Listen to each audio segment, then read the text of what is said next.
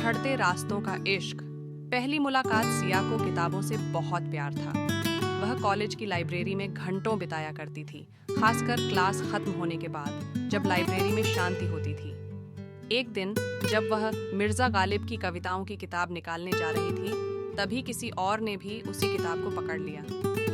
Oh sorry, मैं ये किताब लेना चाहती थी, सिया ने शर्माते हुए कहा। तो क्या हुआ, हम शेयर कर सकते हैं, राहुल ने मुस्कुराते हुए जवाब दिया।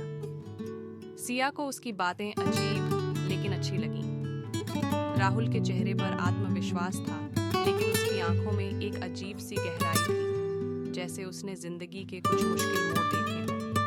यही उनकी पहली मुलाकात थी और यह मुलाकात धीरे धीरे दोस्ती में बदल गई। दोस्ती से प्यार तक कॉलेज के दिनों में सिया और राहुल की दोस्ती गहरी हो गई। वे साथ में क्लास अटेंड करते, कैंटीन में घंटों बातें करते और लाइब्रेरी में किताबों की चर्चा करते। राहुल बहुत महत्वाकांक्षी था। उसका सपना था कि वह विदेश जाकर अपनी पढ़ाई पूरी करे और एक सफल दूसरी ओर सिया को बस एक जिंदगी चाहिए थी, जहां वह अपने परिवार के करीब रह सके। एक दिन जब बारिश हुई, राहुल और सिया कॉलेज की छत पर खड़े थे। अगर मैं एक दिन तुमसे बहुत दूर चला जाऊं, क्या तुम मुझे भूल जाओगे? राहुल ने पूछा। सिया ने कुछ देर सोचा, फिर हल्की मुस्कान के साथ बोली, शायद नहीं और शायद हाँ। राहुल ने हैरानी से उसकी तरफ देखा। क्या मतलब? मतलब ये कि हम इंसान हैं राहुल, वक्त के साथ सब कुछ बदल जाता है, लेकिन कुछ यादें हमेशा हमारे दिल में रहती हैं, जिन्हें हम चाहकर भी नहीं भूल सकते। उस पल राहुल को एहसास हुआ कि सिया को सिर्फ एक दोस्त की तरह नहीं देखता, वह उसे प्यार करने लगा। बाद राहुल ने सिया को अपनी पसंदीदा कैफे में बुलाया। मैं तुम्हें कुछ बताना चाहता हूँ, राहुल ने कॉफी का घूंट लेते हुए कहा। बोलो, सिया ने उत्सुकता से पूछा। मुझे लगता है कि मैं तुमसे प्यार करने लगा हूँ। वह जानती थी कि राहुल से और वह भी उसे पसंद करने लगी थी, लेकिन उसके दिल में एक डर था, भविष्य।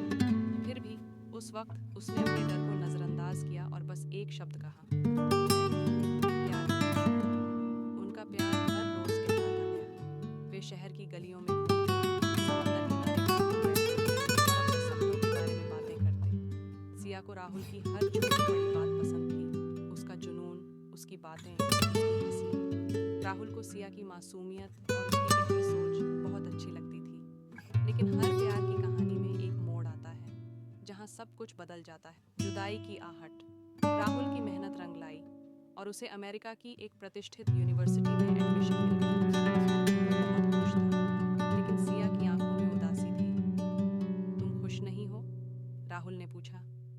खुश हूँ, लेकिन डर भी लग रहा है, सिया ने धीमे स्वर में कहा। डर किस बात का? डर इस बात का कि कहीं ये दूरी हमारे प्यार को खत्म न कर दे। राहुल ने उसका हाथ पकड़ लिया। दूरी कभी प्यार को खत्म नहीं कर सकती सिया। अगर हमारा प्यार सच्चा है तो हम हमेशा एक दूसरे के साथ रहेंगे, चाहे कितनी भी दूरियां क्यों ना आ जाएं। सिया ने जबरदस्ती मुस्कुराने की कोशिश की, लेकिन उसके अंदर एक तूफान था। आखिरी मुलाकात राहुल की फ्लाइट का दिन आ गया। जाने से पहले उसने सिया को उसी पुल के पास बुलाया जहां वे अक्सर मिला करते थे। मैं चाहता हूँ कि तुम मेरे साथ चलो सिया, राहुल ने कहा। सिया की आंखें, काश, पर मैं नहीं जा सकती राहुल। मेरे माता पिता, मेरा परिवार, मैं उन्हें छोड़कर नहीं जा सकती। राहुल चुप हो गया। उसे पता था कि सिया सही कह रही थी, लेकिन उसका दिल यह मानने को तैयार नहीं था।